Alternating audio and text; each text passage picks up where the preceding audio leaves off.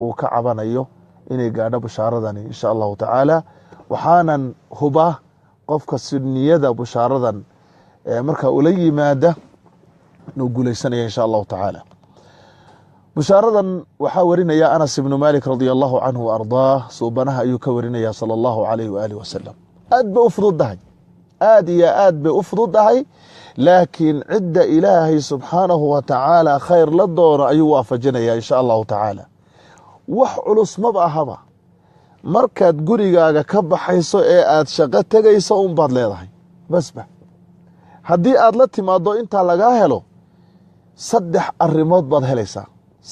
arrimood baad helaysaa oo rasuulku inoo sheegay salawaatu rabbi wasalaamu calayh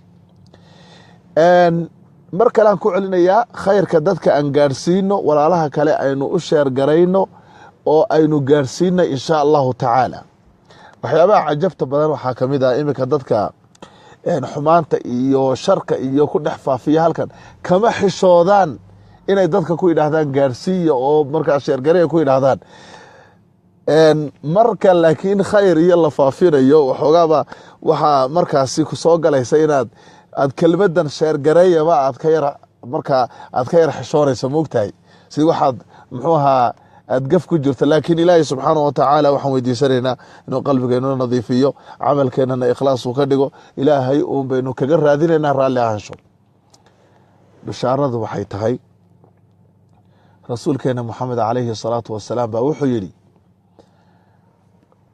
idaa kharaja almuslimu min beytihi qofku marka uu gurigiisa ka baxo qofka muslimkii markuu gurigiisa ka baxo rag iyo dumar noocu doona ha noqdo oo uu yidhaahdo bismi illaahi tawakkaltu cala allah walaa xawla walaa quwata ila billaah kalimaadka balaagda say u fudud yihiin waan macnaynayaa insha allahu tacaala idaa kharaja almuslimu nacam allahu akbar ilaahay inoo hagaajiyo subxaanahu wa tacaala wuxuu rasuulku yihi calayhi salaatu wasalaam idaa kharaja arajulu min beytihi ninkuu markuu gurigiisa ka baxo ama gabadhu ay gurigeega ka baxdo qofkii uu shaqo tegaya ama waxbarashuu tegaya ama reerkiisu usoo shaqaysanaya ama caafimaad buu ku kallahaya haddii uu gurigiisa ka baxuu yidhaahdo bismi illaahi tawakkaltu cala allaahi laa xawla walaa quwata ila billahu saddexdaa kelmadood saddexdaa uu yidhaahdo yuqaalu lahu xiina idin markaa waxaa lagu yidhaahdaa laqad hudiita wa kufiita wa wuqiita saddexdaa arrimood baa la siinaya waxaa lagu odhanayaa waa lagu hanuuniyey waa lagu kaafiyey waa lagu ilaaliyey allahu akbar aan ku celiyo mar kale idaa kharaja arajulu min beytihi qofku marka uu ka baxo gurigiisa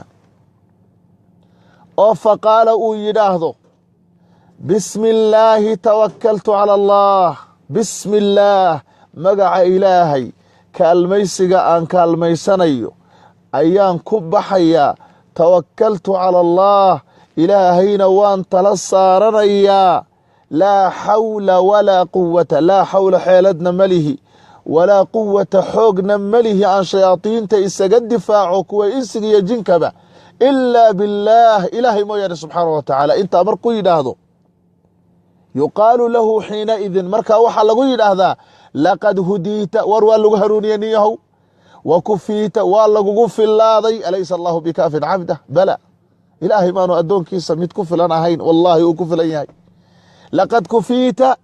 laqad hudiita waa lagu hanuuniyey wa kufiita waa lagu kaafiyey wa wuqiita waa lagu dhowray buqiita min shari shayaaiin اlinsi waاljin waxaa lagaa dhowray shayaaiinta insiga iyo jinkaba waa lagaa dhowray asxaabta dhammaantood akhyaarta ha isgaadhsiiyaan kolley waad garanaysaane waynu isxasuusinaynaa uun ducadan waynu wada garanaynaa laakiin waxaa inagu adag inaynu aroortii markaynu baxayna aynu nidhaahno walaalayaal aynu ka caado yeelanno aynu nidhaahno nafteenna aynu barno wax kasta oo ina dhibaya oo insi iyo jinba leh arki mayna insha allahu tacaala. sixir baanad arkayn haddii ilaahay idhaahdo, balaayo il baanad arkayn haddii ilaahay idhaahdo. waxaasoo dhan buu ilaahay kaa kaafinaya subxaanahu wa tacaala, oo uu kaa dhowraya, uu kaa ilaalinaya. xadiidka maxaa ku sii jira? rasuulku wuxuu uhi calayhi salaatu wasalaam, tanaxaa canhu shayطaan, shayطaanka ayaa ka fogaanaya. haddee gurigaagii baad ka baxday, ma garanaysaa? gurigaagii baad ka baxday, waad shaqo tegaysay, waxbarashaad doonanaysay, caafimaad baad tegaysay. mar alla markaad tiri bismi illaahi, ilaahay magaciisaan ku baxaya, tawakaltu cala allah, ilaahayna waan tala saartay, ilaaha koonka iska leh waan tala saartay, isagaan howlahaygoo dhan u dhiibtay. ictamadtu cala allahi jala jalaalu, ilaahay baan tala saartay jala jalaalu, ilaahay baan cuskanaya.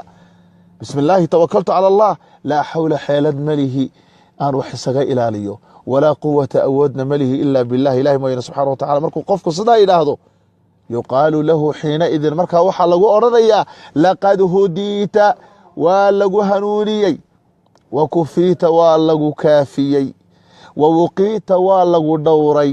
sidaa isayaa lagu odhanayaa. markaasaa tanaxaa canhu shayطaanu, shayطaankuna uu ka fogaanaya.